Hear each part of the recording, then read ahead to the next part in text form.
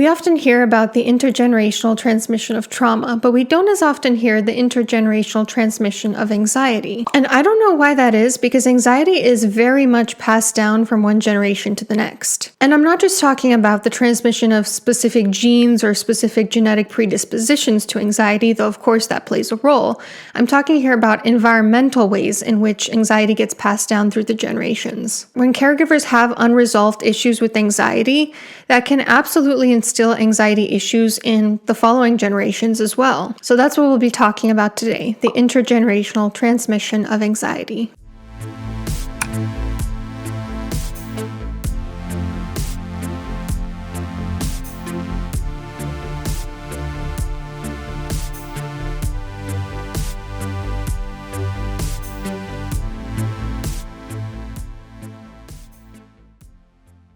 Now, I know I said we're not talking about the intergenerational transmission of trauma today, but sometimes anxiety disorders are passed down through the generations because of an original trauma that happened. So allow me to explain. Anxiety-related symptoms are one of the major features of a trauma response. It could look like hypervigilance, always trying to make sure that the environment is safe, paranoia, like an extreme mistrust of other people, having an overactive fight, flight, or freeze response, where your nervous system immediately goes into a physiologically aroused state, being unable to sort of regulate or sit with feelings of anxiety or fear, choosing to respond behaviorally to these feelings of fear and anxiety in ways that are not adaptive or healthy. A lot of different ways that anxiety issues can come up when you experience trauma. And quite often what ends up happening is that a child will absorb the anxiety symptoms of a parent who has experienced trauma themselves. Now, the child may have never experienced trauma, but because there was trauma somewhere back in their family tree, they've absorbed those anxiety symptoms. Let me narrate this with some case examples, okay? Let's say growing up, there was always an undercurrent of tension in Gabrielle's home. Her father lived through a terrible war in his country when he himself was just a boy. At age 8, he watched his parents be hurt by some foreign soldiers, and ever since then, he developed this cognitive schema that the world is an unsafe place, because he literally had to watch the figures who gave him life, his parents, experience existential threat. And so that instilled in his brain from a young age, life is fragile. Death is always looming around the corner. I'm always an existential threat. The people that I love are not safe. So he learned to be hypervigilant his whole life, always scanning the environment for potential threats. As a father himself, he feared authority and risk-taking of any kind. He constantly checked in with his loved ones to reassure himself that they were safe. He always ran through the worst-case scenario when a new situation presented itself. And it was impossible for Gabrielle to not pick up on this. Anytime she slipped on the playground or made a mistake at school, her dad would blow it out of proportion, giving her this unspoken impression that the world is an unsafe place. You always need to be on the lookout for the worst possible thing that could happen. So then is it a surprise when at age 19, Gabrielle ended up cracking under the pressure of college? There were just too many unknowns and too many stressors all of a sudden. She catastrophized everything, and she tried to completely eliminate any risks or threats, which was a losing game because that's just not feasible in life. So she ended up at the counseling center wondering why she was feeling so anxious. So do you see how sometimes anxiety disorders get triggered because of a trauma that happened decades or sometimes even centuries ago in a family tree? Anxiety disorders, like pretty much all mental health disorders, are epigenetic, meaning they are triggered by a combination of genes and environmental stress. Somewhere down the line, there was an environmental stress big enough to cause a trauma reaction that created certain anxiety symptoms. So even if a child has never experienced trauma themselves, they might be carrying that trauma reaction that was passed down from their ancestors. But how does this intergenerational transmission actually take place? Anxiety is usually transmitted in one of two ways, and often both: through modeling and through projective identification. Modeling is basically just, we observe our caregivers doing certain behaviors and then we ourselves imitate those behaviors. I made an entire video about this if you want to check it out up here, but the biggest way that children pick up certain habits from their parents is through modeling. And this is why when parents take a do as I say, not as I do attitude, it's grossly ineffective, because what does it matter if you're telling your child to tell you the truth, but you yourself are being dishonest with them in certain ways?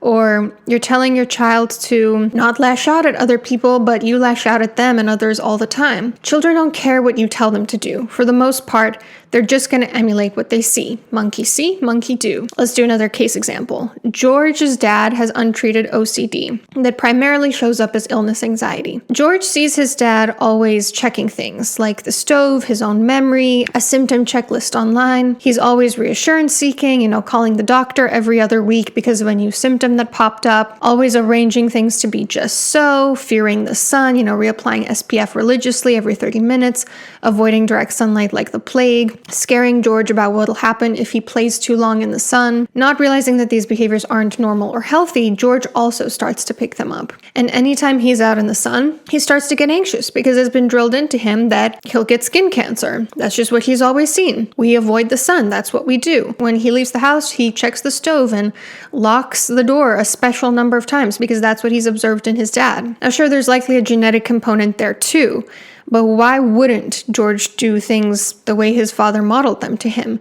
This way of living is all he's ever known, unless he one day, gets married, has a family of his own, has his wife say, it's a little weird that you do that. That's not quite normal, not quite healthy. He might never realize that he does things a little bit differently, that he is compulsive about these things. Now, what about the second way anxiety is transmitted? Projective identification. This is a defense mechanism that takes place when a person is unable to hold their own emotions, so they make other people feel the way that they themselves feel. For example, I feel ashamed because you've pointed out something, you criticized me in some way, therefore I'm going to make you feel ashamed. Or I feel abandoned because you didn't text me back for 2 hours, therefore I'm not going to text you back for 2 days to make you feel abandoned. And anxiety is often transmitted in this way. A parent who tends to be low in self-insight and emotional awareness will often make their unwanted emotions their child's problem, will project that emotion onto them until the child absorbs the bad feeling. It's incredibly unfair because we're all responsible for dealing with our own emotions,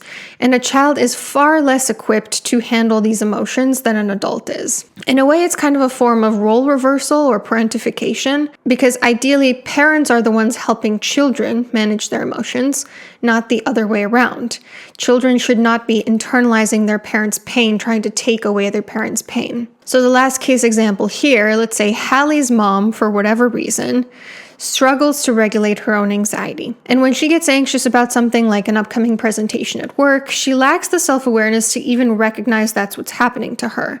So instead of acknowledging, I'm feeling anxious, let me breathe through these feelings and figure out what would make me feel better right now, she simply gets irritable. All she knows in that moment is that she feels bad and she wants to get rid of that anxiety and put it on someone else. And so she latches on to whatever minor thing Hallie or Hallie's dad are doing as justification for her irritability. Hallie can tell that her mom's feeling anxious just based on the way she starts loudly closing kitchen cabinets, or even just the sound of her slippers on the hardwood floor. Her own nervous system starts to go into fight or flight because she can feel the tension rising, and she knows there's nothing she can do to reason with her mom when her mom is in an anxious state. And it's only a matter of time before her mom lashes out in an angry outburst over something minor, like Hallie not setting the table right for dinner, or Hallie not wanting to talk about school that day. And this chronic state of anxiety eventually gets strengthened in Hallie's brain because neural pathways always get stronger the more they're used.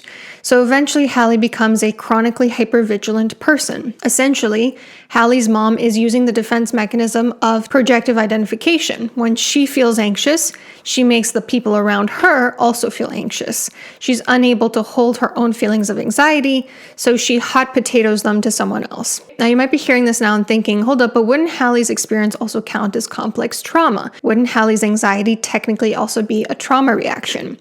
Yes, arguably so. And that's the incredibly sad part, that when parents don't deal with their own anxiety issues, it can create trauma for the next generation. Anxiety and trauma, while they can be separated, they very often go together. So the children not only have an inherited genetic predisposition for anxiety, not only do they see poor anxiety management modeled to them, but they also have a chronic trauma triggering their own anxiety symptoms. That's a trifecta. That's a recipe for disaster. And that is why it is so incredibly important for parents to deal with their anxiety issues before actually becoming parents. When you're a child child's caregiver, it becomes incredibly important for you to work on your psychological issues, because otherwise those issues also become the following generation's problem. Anxiety issues are no exception to this. Parents who struggle with anxiety need to become aware of it, learn mindfulness techniques, stop avoiding their feelings, process through them, regulate them in healthy ways, learn to express them in appropriate ways,